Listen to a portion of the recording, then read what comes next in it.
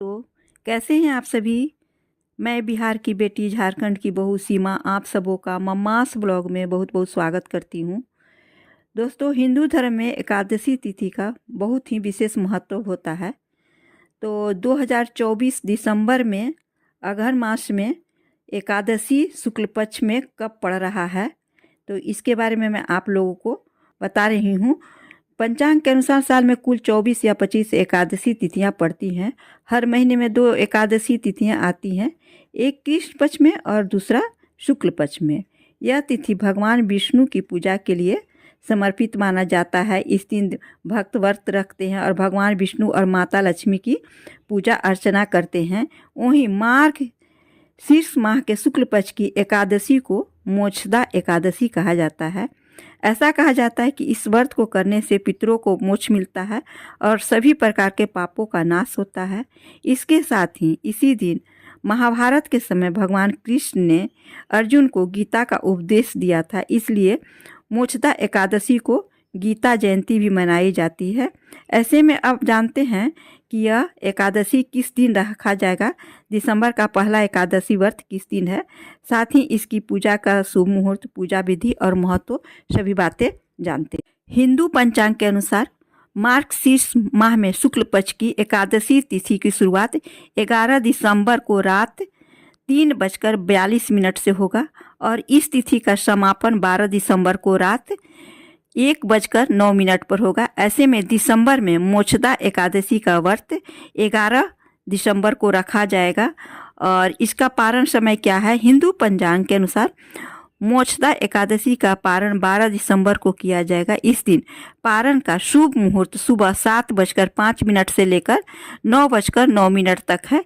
इस दौरान आप कभी भी पारण कर सकते हैं। मोक्षदा एकादशी व्रत के दिन पूजा किस तरह करें, तो इस दिन सुबह जल्दी उठकर नहा लें और व्रत रखने का संकल्प लें। कोई भी पूजा बिना संकल्प का अधूरा माना जाता है, उसका फल नहीं मिलता है, इसलिए संकल्प अवश्य लें। और संकल्प कैसे लिया जाता है, यदि आपको जानना है तो ज़रूर हमारे कमेंट में बताइएगा, मैं आपको संकल्प लेने की विधि भी बताऊंगी।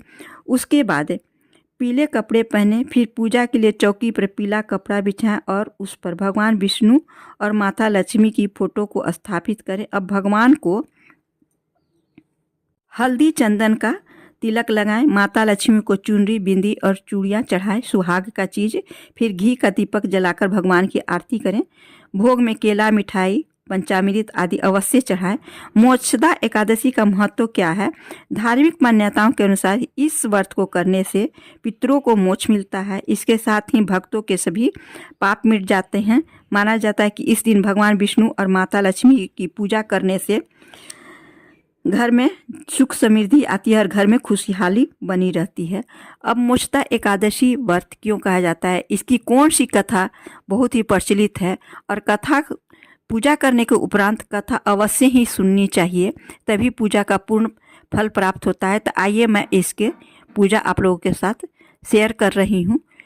श्री कृष्ण जी ने युधिष्ठिर जी से किस प्रकार इस कथा का वर्णन किया है, आइए जानते हैं। महाराज युधिष्ठिर ने कहा, हे भगवान, आप तीनों लोक के सुख के स्वामी, सबको सुख देने वाले और जगत के पति हैं। मैं आपको नमस्कार करता हूँ। हे देव, आप सबके हितैषी हैं, अतः मेरे संशय को दूर कर मुझे बताइए कि मार्गशीर्ष एकादशी का नाम क्या है। उस दिन कौन से देवता का पूजन किया जाता है और उसकी क्या विधि है, कृपया मुझे बताएं। भक्त वत्सल भगवान श्री कृष्ण कहने लगे कि धर्मराज, तुमने बड़ा ही उत्तम प्रश्न किया है। इसके सुनने से तुम्हारा यह संसार में फैलेगा। मार्गशीर्ष शुक्ल एकादशी अनेक पापों को नष्ट करने वाली है। इसका नाम मोक्षदा एकादशी है। इस दिन दामोदर भगवान की धूप, दीप, निवेद आदि से भक्तिपूर्वक पूजा करनी चाहिए।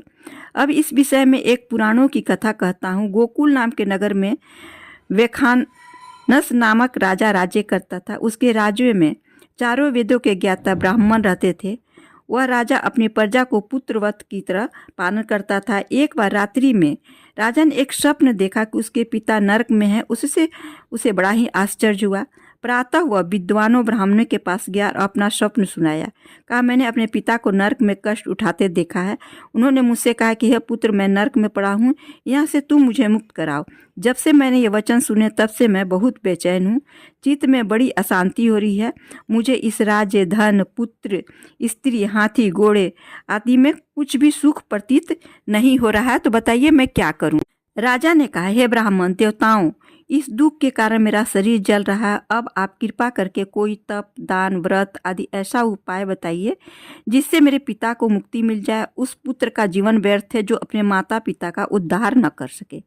एक उत्तम पुत्र जो अपने माता पिता तथा पूर्वजों का उद्धार करता हुआ 1000 मूर्ख पुत्रों से अच्छा है। जैसे एक चंद्रमा सारे जगत में प्रकाश कर देता है, परंतु हजारों तारे नहीं कर सकते।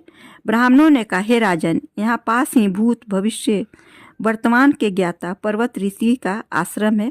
आपकी समस्या का समाधान वे अवश्य करेंगे। ऐसा सुनकर राजा मुनि के आश्रम पर गया। उस आश्रम में अनेक शांत चित्त योगी और मुनि तपस्या कर रहे थे। उसी जगह पर्वत मुनि बैठे थे। राजा ने मुनि को साष्टांग दंडवत किया।